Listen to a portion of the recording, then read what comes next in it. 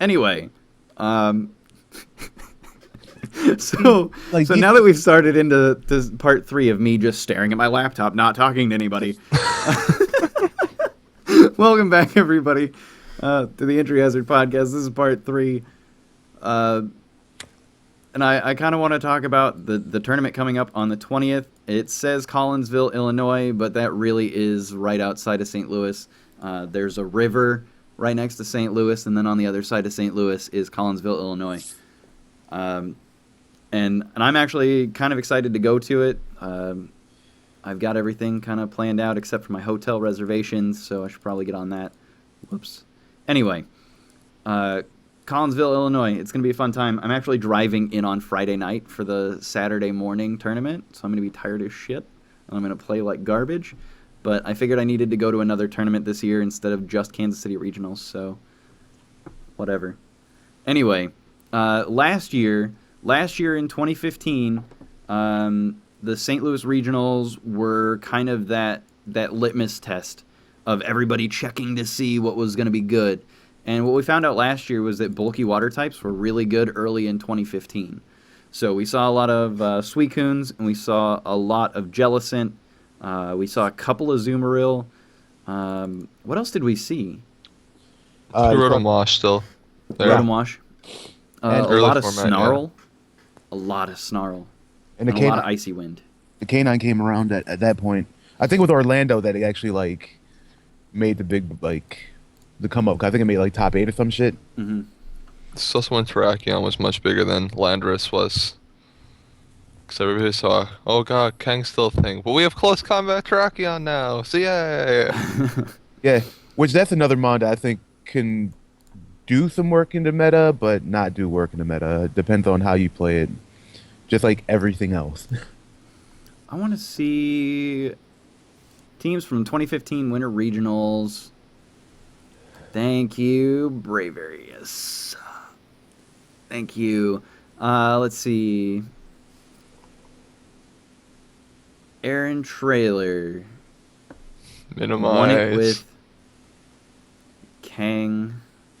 The Minimize that he used one match in the tournament and got bopped. Yeah, that's pretty funny. So yeah, used bulky in water finals. types. What's that? Used it in finals, the Minimize, on the Clef. Really? Yeah, but I thought he just did it to kind of be a dick about it. Not dick. Nah. It's he just kind of smiled and nodded about well, you're gonna be here.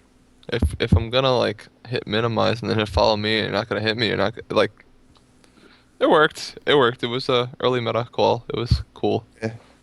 You know, it's kind of interesting to see that the second and third both had nearly identical teams. You had Double Genie, Terrakion, a bulky water type, one with Jellicent, the other with Ludi. Because it was the same team. Yeah. There's a few of them. One of my really good friends, Jake Muller, developed that team. It was the Mega Metagross team with Double Genie, Terrakion. And there it is at 9th. Yeah, Ludicolo was what he had on his version of the team. Zach put Jellicent over the Ludicolo. But yeah, basically they were all running a variant of the original version of Jake's team. That's pretty funny. Yeah, Jake was playing... Jake has the original version. Andy was playing what Jake gave him, made a few changes, like putting sub on literally everything. And then Zach was playing it, but he was playing Jellicent over Ludi, which is probably the better way to play the team. But it is kind of funny to see that when you look at early 15, how things kind of developed. Because I think early 15, everybody was super excited to have Bisharp still. And then Heatran came around. And then you still kind of had the old thinking of the Dragon Steel Fairy. And it just kind of got twisted. And so you see that with Aaron's team, where you've got the Bisharp still, you've got the Clefable, and so you still have your Steel type, your Fairy type, but then you lose the Dragon, but you still have a second Steel type in Heatran. And then it developed after St. Louis to that kind of Firewater Grass core. And Will and I know early VGC 15 were running a modified firewater grass, and then we twisted in that old style Japanese steel fairy dragon, and so Mhm. we'd have a steel fairy dragon water firewater Firewater grass. grass, yeah. Um, and I think it's interesting to see that ever Verizion is in a mix in anything. I hate Verizion so much. Will. Shut up. but you do kind of see that throughout some of this, where you've got in seventh place, you've got a Jellicent, an Amoonguss, and Heatran, so you've got your Firewater Grass, and then you've got a little bit of a mix in that same team with your Steel Fairy Dragon, so you've got a Mawile, a Salamence, and a Heatran. And then, I mean, there's just bulky water types throughout the entire place. So the only place that didn't have a bulky water type is basically first place. So, I mean, Jellicent, Ludicolo, Suicune, Rotom, Gastrodon, more Jellicent, more Suicune. I mean, it's really interesting to see how things started and then how things went downhill so quickly to end up in chalk. You know? Yep. Like, everything, it's really cool. I think it's really cool to watch. Oh, God. And the Emboar. Emboar rounding out the top 16. Who, Dr. do you know who Ken. it was? Dr. Ken. Ken Wright? Oh, Dr. Ken, okay, yeah. That's so weird. It's so weird, man. I know Kamal was using Emboar for a few Premier Challenges out there. But then we had, was it San Jose in California right after that? I think so, yeah. And, I mean, I really enjoy the early meta type of stuff, because you see all the weird things that once you get deeper into the meta, like once you get later into the season, you realize that all the things that we're using early in the meta were just stupid, right? Yep. Like, fifth place, we got Philip Wingett. That's a +1 in California. Getting fifth place with Mega Sceptile. Mega Sceptile. That was never seen again. Not a single time. Yeah. Alejandro bringing in a double Mega with Char Y and Mega Ven. Never seen again. That wouldn't have happened. Oh, God. It's so cool to look back at all this stuff. And then think about, like, what's in the meta now and what's going to happen. Because, again, the stuff that was on Battle Spot was not all of this stuff in early VGC 15. There wasn't a whole lot of, like, okay, Suicune's everywhere on the ladder. It was just a bunch of top-level players like, okay, Suicune's really good because of Snarl and the Scald and Icy Wind and the Tailwind, and it's just good speed control all the way around.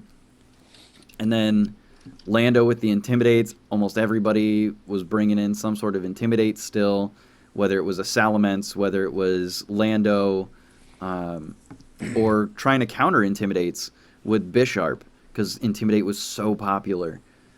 I mean, it's really cool. And thinking about it, if we're sitting with Ray Ogre right now, and we're sitting with Kangdon Zern right now, where's the meta going to be by Worlds? I mean, it could completely change by the time we get there, you know? All this random shit. Because you think about where we were right before Worlds, where Japan Sand was viable right before Worlds, and then when we got to Worlds, Japan Sand was kind of just demolished by chalk. And the Japanese meta had shifted past Japan Sand. You know, and very few teams on any of early VGC 15 look anything like what we would have ever expected. I think that pays homage to, like, what we were talking about before, about the world's meta developing quicker. Like, it develops much more rapidly than the rest of the meta does around it. Mm-hmm. And I think last year was a product of the Japanese players, like, figuring out what was the best team. Like they progressed the format on their own without any of the Western influence having, like, any say on what happened. So we were kind of all just, like, living in the past, and, like, there was, like, chalk, and we're like, okay, We're gonna have like a few Salomon stuff here and there, and we're gonna lose to chalk, and that's kind of what happened. Like they progressed their meta, and like Hmm. the meta that they progressed to was the meta that we were playing at Worlds, and like we were just everybody else in the U.S. was kind of just trying to play into their formats, and like our teams weren't working in their format. It's kind of interesting. Will, who were we talking to about meta development and how we were still running Japan Sand at Worlds? I might have been Justin. That doesn't surprise me whatsoever. So, like, we were discussing how metas develop and change, and that America just has, like, this old stagnant feel. Because all of us, and I think we're all guilty of it, right? I'm probably less guilty of it just because I don't care, right? I'm willing to give away literally every strategy I have because tournament results don't matter to me. I go to like 3 tournaments a year. My battle spot ranking doesn't matter to me. It's just kind of fun. I have fun with it. But to somebody that actually cares about their tournament rating, and I'm sure I would do the same if I was super competitive and into more of tournaments instead of just dicking around on stream, right? Where Americans, we have this idea where we're going to preserve exactly every EV spread we have, and we're going to hide it behind this wall.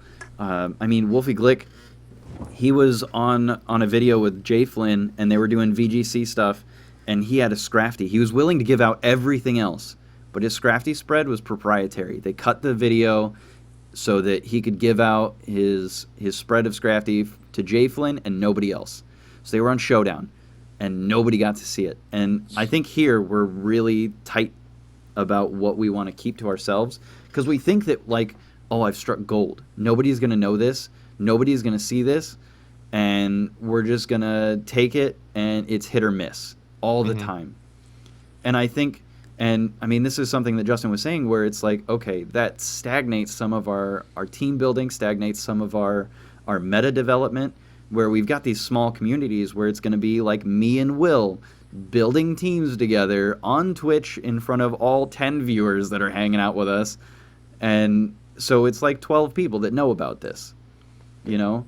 And you've got the bigger players where it's groups of like 5 to 10 people that are kind of theory moning together. But there's no discussions on Nugget Bridge about new stuff right before a tournament. It's just, I'm going to keep this to myself, and you're never going to know about it until it hits you in the face. And Justin was saying that the boards in Japan, they develop it really rapidly because it's a huge like public movement going through where they're sharing ideas and constantly testing them against each other and kind of seeing what works and what doesn't, and just kind of as a group progressing really rapidly where we're like, okay, I've got this one counter to Japan Sand and I'm going to keep this for the next 3 months and I'm not going to let anybody see it. I mean, how do we, as a group, as America, I mean, the American scene is big and widespread, and so we've got these really hot centers like the Northeast. You've got the Midwest, which is kind of weird, and then you've got like the West Coast, and all 3 of those metas are going to be completely different than each other. I mean, how do we expand our meta faster? How do we get it more rapid turnover? Because all I see on Twitter is people bitching and complaining and slowing everything down. I think the first thing you have to realize is that when you have the meta gets progressed by the better players in the community, the teams that do well. Right. And if like the good players are hiding the info, then the meta's gonna progress, but very, very slowly because look at this. Like, say, like new meta stuff's coming out. Like somebody developed new stuff, and say maybe 5 people know about it. We gotta wait 3 months till regional happens, and then regionals happens. We all figure out about it because they play at regionals. Then all the information comes out.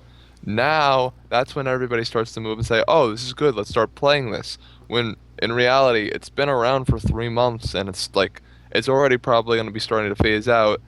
If it's something that's not going to like immediately stick, because obviously there's some stuff that sticks, there's some stuff that doesn't. The stuff that like doesn't stick though, at the end of those 3 months, it'll be around for a few weeks and then it'll be like gone. If it's something that sticks, then okay, that's 3 months that it wasn't in the meta, so that's 3 months that we don't have to prepare for it. So Right. that's another 3 months we have to prepare for whatever just became big in the meta. Um, I think where you go from that is kind of like I, I I I hate the fact that we don't share information. Like I'm a huge like advocate for like sharing information, but I do think there's an extent of stuff that you do need to keep hidden. Mm-hmm. Just because how like volatile Pokemon is as a game, Right. that sometimes there are some things that are best kept to yourself to give yourself the best edge to win, but that doesn't mean that there's plenty of other information that we couldn't be sharing, like EV spreads, like optimized EV spreads to live certain things. Like, if everybody had access to the Groudon that like lives the Earth Power, which I think most people come to on their own, that's like an obvious one. Lives Right. Earth Power, the bulky one. Um, but then like there's like other like random EV spreads that people just keep hidden, and random stuff that people just don't share. Developments, ways to deal with certain mons like Smeargle that Mm-hmm. people just don't choose to share. And I don't like. I understand wanting to give yourself the best position, and not wanting to give out free info, Right. but like if you're gonna do that, don't also complain about having a very stale meta, because that's exactly why we do have a stale meta, because we're not gonna advance if nobody's sharing information. So where do you draw the line with the stuff that you share? I mean, are you drawing the line at like I don't want to give you a certain specific EV spread, so I'm going to tell you, hey, I'm using this Groudon. It's bulky enough to survive this and still do this, and like hiding the exact numbers, or I mean, are you also going to say, hey, listen, this is how I'm countering Smeargle. This is how I'm dealing with this threat, so that you can kind of eliminate those from the meta.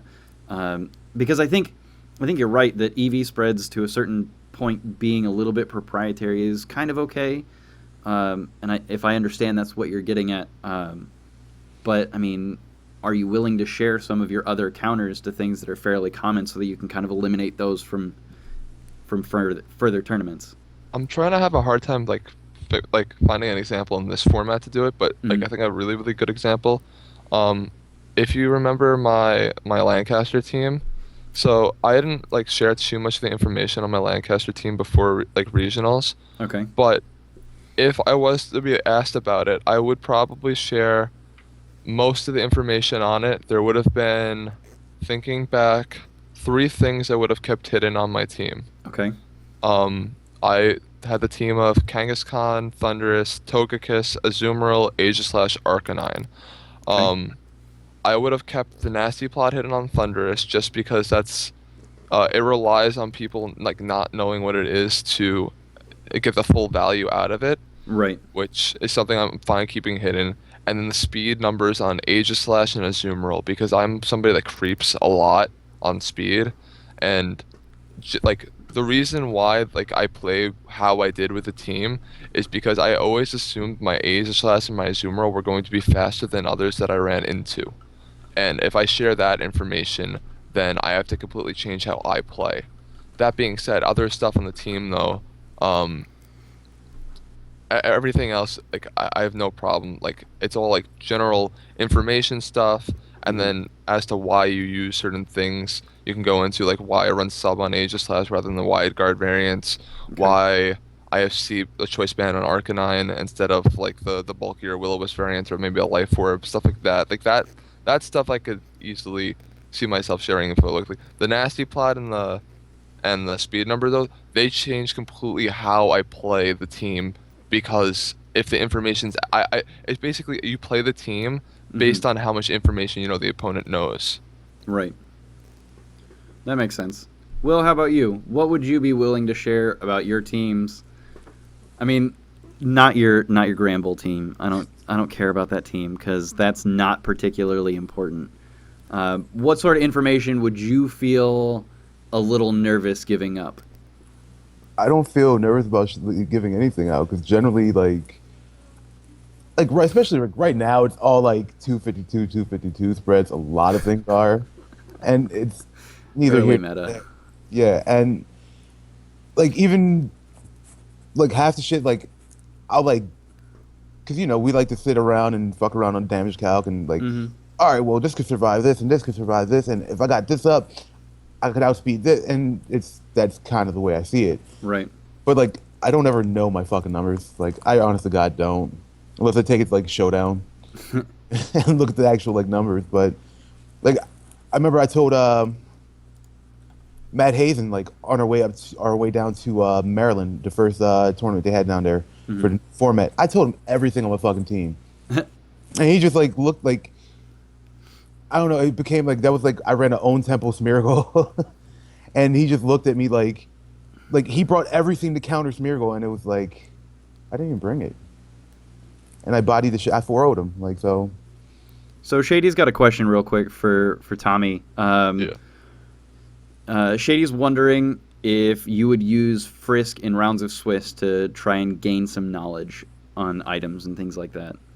Because I mean, Shady's got kind of a little bit of a point there. If you know what item it is, you can generally kind of pick apart and see what sort of setup that Pokemon's going to be. Because you can tell, like, if it's running leftovers, it's probably a bulky variant. If it's running Life Orb, then it's probably offensive set. If it's banded, I mean, that's hyper offense. Would you consider using Frisk on anything? Let me look up what Frisk Pokemon we might even use. That's the problem. Like we've looked into this before. It's risk reward. Mm-hmm. There's not many good things that get it. Otherwise, like it would be it's a very very useful ability. But if like better Pokemon had it, like the only thing I think I'd potentially run it on is probably like a Gourgeist.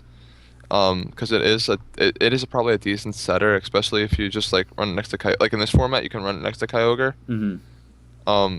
But then you also have to realize it's one thing to know what their item is, but Right. it's another thing to be able to deal with that item or the team as a whole based on what the items they have. Mm-hmm. And if you have a Mon that's not really performing well in its slot, like the Frisk user basically. So if the Frisk user isn't doing too much besides giving you Frisk and then maybe a little bit of speed control, maybe Will-O-Wisp, but Mm-hmm. nothing too much really suffers from Will-O-Wisp in this format either. So it's like, am I gonna be playing at the disadvantage of basically playing 3v4 just if I want to bring Frisk? Mm-hmm. Like if it was on good Pokemon, absolutely, I'd definitely try and use stuff like that. It's such a good tool, but like not too many good things have it. So what about like an Eviolite Dusclops? That's Eviolite something else. Dusclops Yeah. has a lot of bulk, and then Yen Mega. I mean, you give up your tinted lens and your speed boost, but you'd have access to, I mean, the move pool of Yen Mega, which is actually pretty reasonable. I mean, are those options that would still offer enough threat, or? I could give you three Pokemon that I consider running it on. Mhm. I'd consider running it on Gourgeist, I consider running it on Dusclops, and consider running it on Furret. For it? Okay, I want to hear that one out. Follow me. Purely because of the fact that it's redirection. Okay. Because you get more out of, like, that's the whole thing. You need to make sure if you're going to have Frisk on the team that it's not just, like, there for Frisk, that you're also getting something out of the slot. Okay. Whereas Gourgeist and Dusclops give you Trick Room and Will-O-Wisp and all ghost, solo ghost things. Right. They all generally do the same thing. Like Furret gives you the redirection, and albeit it's not bulkier than anything else in the format that is redirection, it's actually probably one of the frailest redirection users. But that's the trade-off you make. Is Frisk maybe worth it? I think right now probably not, because I think right now you can guess all the items. Maybe in our previous format, maybe in 15 it might have been a little bit better. Actually, now that I think about it, but in 16, like, I, you know where, like on Big Six, you already know 5 out of 6. You know 4 out of 6 items off the bat from Team Preview. Yeah. You know, Orb, Red Orb, Power Herb, Double Mega Stone. Right. You know that's what's on the Pokemon. The ones that you don't know are Smeargle and Talonflame, if that's what they have. For the most And part, you can guess like you pretty much got to play the game of where's the sash. Mm-hmm. is it Sash or is it Scarf? And it's probably Life Orb Talonflame. And then is it Sash or is it Scarf? Yeah. But then like that's the other thing. You have to run like if you're gonna run Frisk and you're gonna Frisk out what item the Smeargle has, Mm. then you also have to like be able to beat the Smeargle depending on which item it has. Ooh. Dusclops gets fucking skill swap, trick room, You get your wow. You get snatch out of it. That's cute. You're not bringing Will-O-Wisp. It's not happening. I know, but I'm saying you get like snatch. Snatch is viable-ish. Yes. You get Gravity, you get Trick Room, you even get a little bit of Shadow Sneak Priority, Future Sight, which is one of my favorite moves. Jesus Christ. I love it. I love it so much. So, Shady, I'm going to go ahead and answer this one for you. Noivern is not bulky enough and doesn't have the damage output. At 97 special attack, it's speed and that's it.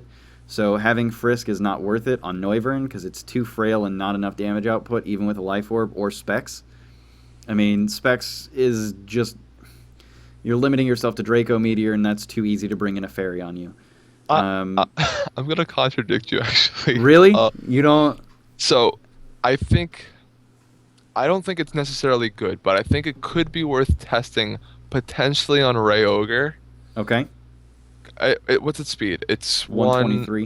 123. So it Which is outspeeds fast. Salamence. It outspeeds Salamence, which is a big problem for Ray Ogre. Mm-hmm. So then you can get Frisk out of that. You get Taunt. So then now you're faster than the Smeargle, and you can taunt the Smeargle. I believe it gets Taunt. Am I right? Yes. Yes. Okay. So you get the fast taunt out of that. You get the Draco Meteor outspeeding Salamence. Mm-hmm. Like I don't think it's great, but I think it definitely has like potential at least. I think it could be worth maybe a sixth slot on a team potentially. And then the other option was Mega Bayonet, which as much as I think Mega Bayonet is interesting, I've never found Bayonet useful. And I know, was it Wolf that was using? Yes. In Florida last year, they won. I can't make it work. I can't. I mean, that 165 base attack is huge. It's massive. Huge. Huge. But I just can't do it. I mean, you get Shadow Claw and Phantom Force, which Phantom Force pretty good. Shadow Claw pretty good. I'm not sure if I would use Phantom Force over Shadow Claw, but I think it's just as simple as like Will-O-Wisp isn't as good in this format, so that immediately makes Bennett worse, and its other options on it like aren't good Bennett, enough to justify the mega slot. Bannett's cool because you get the Magic Coat, which has priority, so you don't need it. You get Skill Swap, which is kind of cool. You get Role Play, which is kind of cool. But if you Role Play or Skill Swap, then you lose your Prankster, which kind of eliminates the utility of a Mega Bayonet in the first place. Disable's kind of neat, right? Disable, pretty cool, but what are you going to do? Imprison, if it knew any moves that really would help, then awesome. I mean, it learns Dazzling Gleam, so you can Imprison Dazzling Gleam. Trick Room won't help you out. T-Wave is okay, but I don't see that being helpful. And then other than that, there's just not a whole lot of ability to use Prankster, you know? So I see why Bayonet looks like it could be fun. Especially with that Frisk before you get the Mega, but I totally agree. I think that it's a waste of a Mega slot. Like it's absolutely the waste of the mega slot. But I just remembered the first thing I ever tested when we got the new games, when we got X and Y back in 2014. The very first thing me and my friend Jackson were testing was Mega Banette plus Amoonguss and skill swapping Prankster to the Amoonguss. Oh dear God. And then you like cheese people out and you start sporing things, but then if they decide to get cheeky, you also have After You on Amoonguss, so now you have priority after you. So you have you make anything go first that you want. It was so much setup, it was so bad. But it was very fun. That's so trolly and yet so funny. I like it, but I also hate it. But like the thing that disappoints me about Mega Bayonet is the fact that it's got 165 attack. It gets so that's a really powerful knockoff. And then it's a really powerful Shadow Sneak. There's just so much about it that I want to be good, and then it just isn't. You know? Like, the 64 HP is terrible. The defense and special defense are awful. The speed is kind of god-awful. I don't know. I don't think Frisk is going to be that worth it right now. I think that if you're on the ladder and you're trying to Frisk to see what people are using, I think you might as well just go to PGL. I think that would probably be better. The only issue that I would have with using PGL as a resource for figuring out what people are using as items is that probably 90% of the people that are using items in PGL are in low ladder. So you're getting,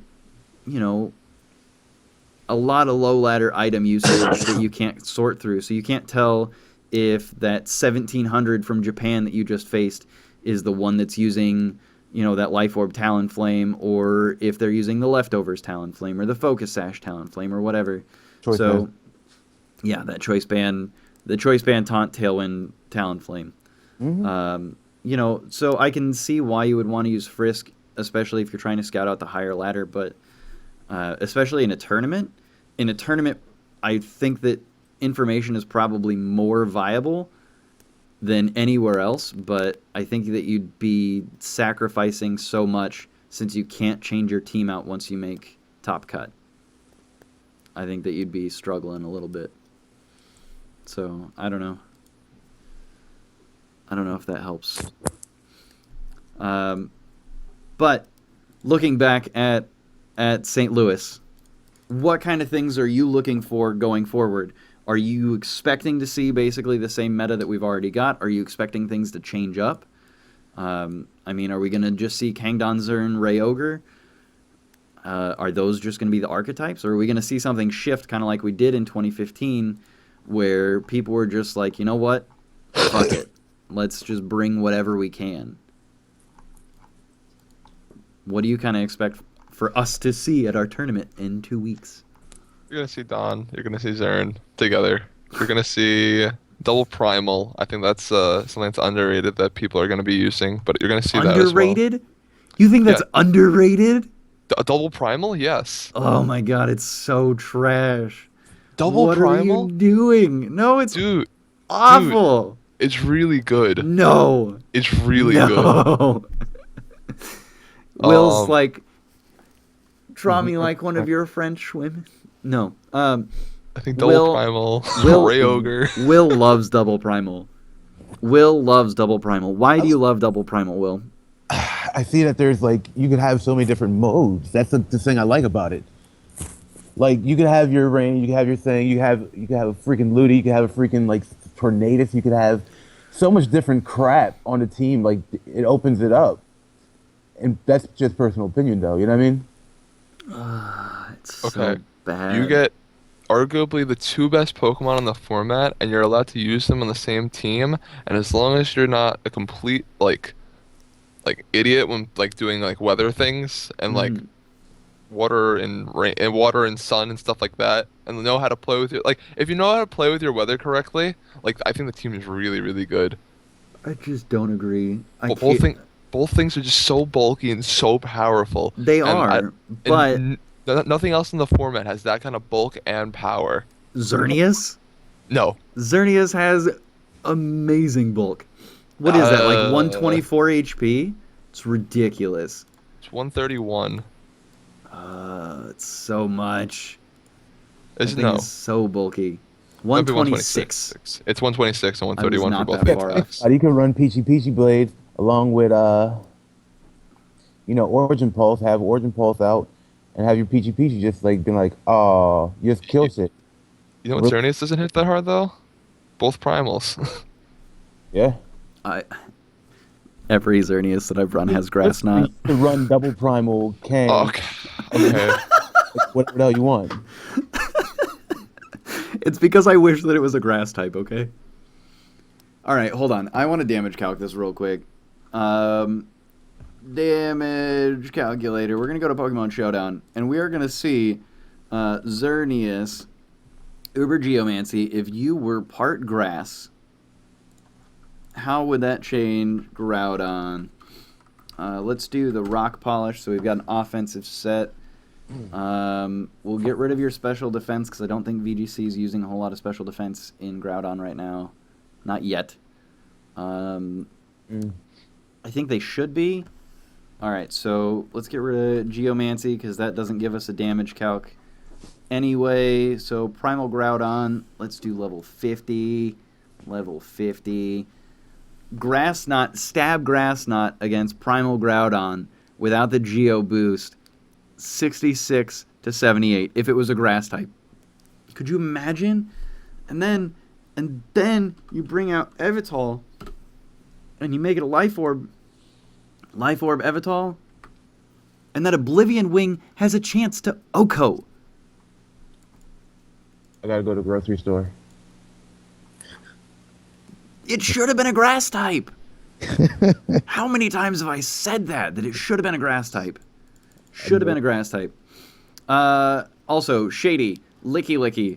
I did a lot of damage calcs on Licky Licky right when it was announced. I did a shit ton of damage calcs with Licky Licky and Lickitung. Lickitung can actually hit the primals about as hard as the primals hit it. The problem is that that's only about 30% and other things can hit it harder. So Licky Licky and Lickitung are kind of terrible. I really feel bad about it, but they really are. I'm going to start going through. I know I've got it in here. What do you feel about Licky Licky and Lickitung? How do you feel about those guys? Oh, hold on. Hold on. Let me go get some more pain pills, because I've got the worst headache right now. That's all I have to say.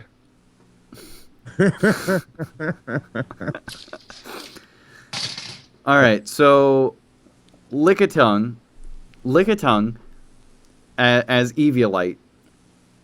Dragon Ascent hits it for 50%, 50 to 60.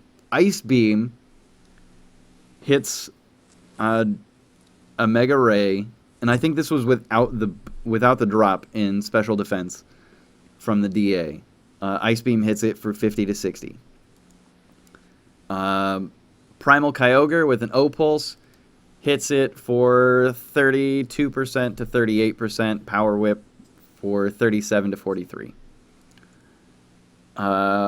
P-Blades from Groudon, 41 to 48%. Gets hit with an Aqua Tail for 34 to 41%. And then Dazzling Gleam. This is +2 Dazzling Gleam from Azern. Hits it for 50, and Lickitung doesn't do anything to it. So, whatever. But the primals. Listen. Eviolite Lickitung. I'm telling you. I went through it. I decided against it because it is absolute garbage. It's disgusting. But I think Pokemon fucked up by not making Evital, or not making Xerneas Park Grass. I think that's terrible. It should have been Fairy Grass. Whatever. Stupid. All right, since some people got to wrap it up. We got to wrap it up because some people. Yeah, because we got football soon. Yeah. Soon-ish. And some people got to go to grocery store and got to go to other places. Yeah. So Like- anyway, anything else we want to talk about real quick? Will, I know you're done. Screw you. Tommy, is there anything you'd like to talk about Pokemon? Or have we kind of covered most things that we need to talk about today? I think we're good. Now that we've gotten so far as to talk about Eviolite Lickitung. Great. Anyway,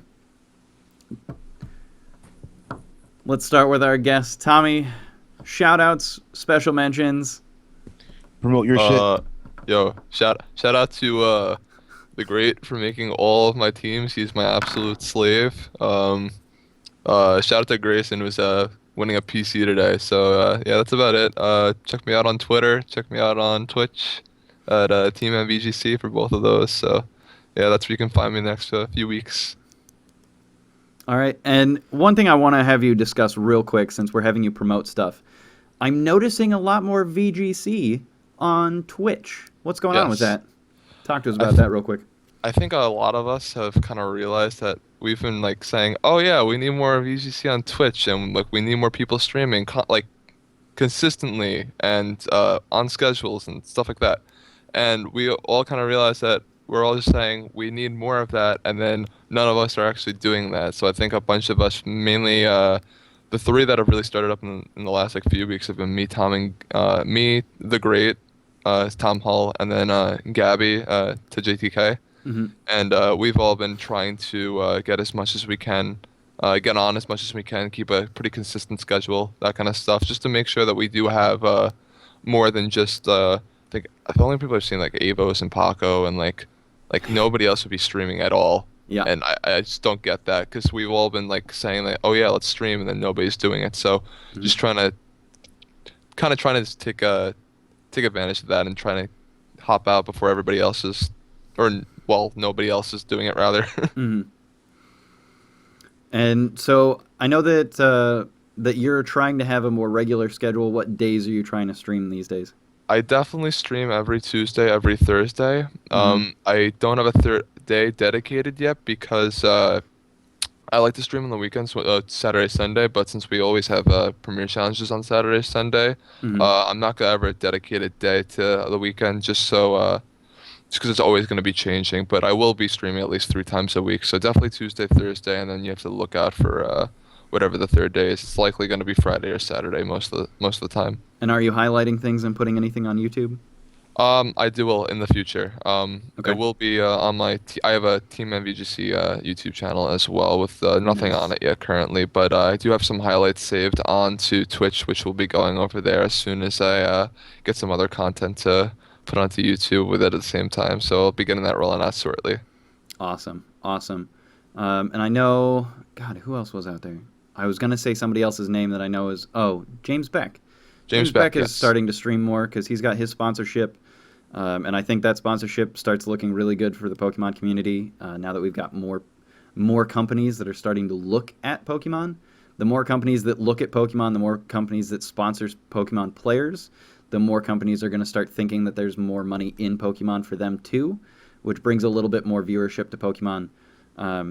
So we've got the Great, we got Gabby, we got Tommy, Paco, James Beck, me occasionally every once in a while when I stream VG, whatever. Anyway, we got a couple other people that are starting to pick up VGC. I'm really happy about that.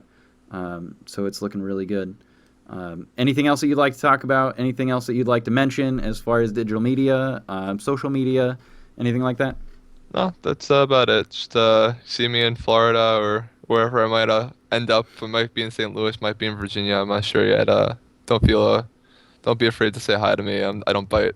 So, I'm going to be really mad if you're not at St. Louis. I'm going to be upset.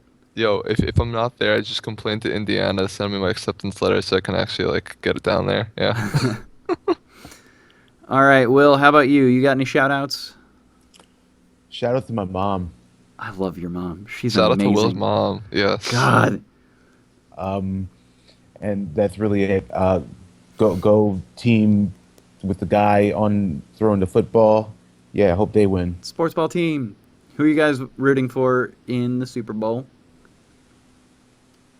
Uh, I think Broncos. I want to see Peyton go out with a. I honestly, I love Cam. I love Cam, but Mhm. like I want to see Peyton go out with a win. That'd be pretty cool. Will, how about you? I want to see Cam dad, but I want to see it a tight game. But I want it like to be like nine, like 3/4 of like fucking awesome defense, and then it just goes crazy at the end, and hopefully the Broncos go up on top. But it's not See, the Redskins, so I don't care. Here's the thing.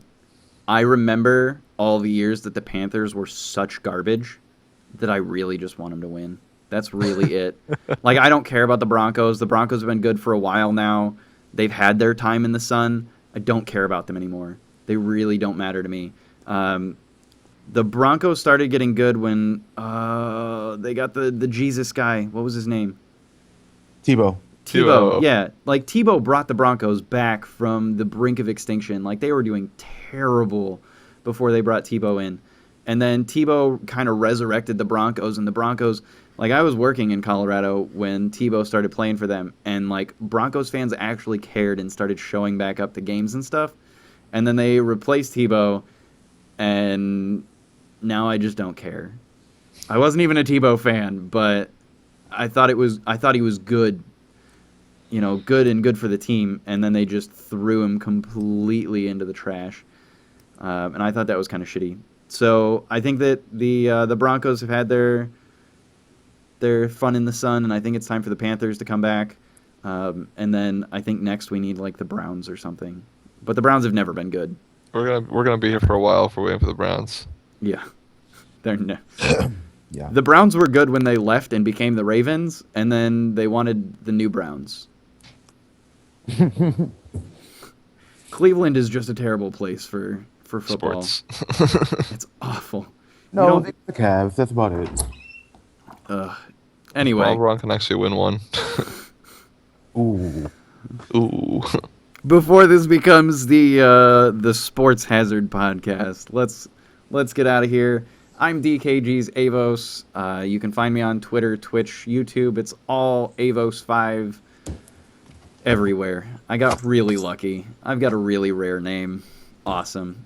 Other than that, thank you, gentlemen, for joining me. Will, you're always here, so screw you.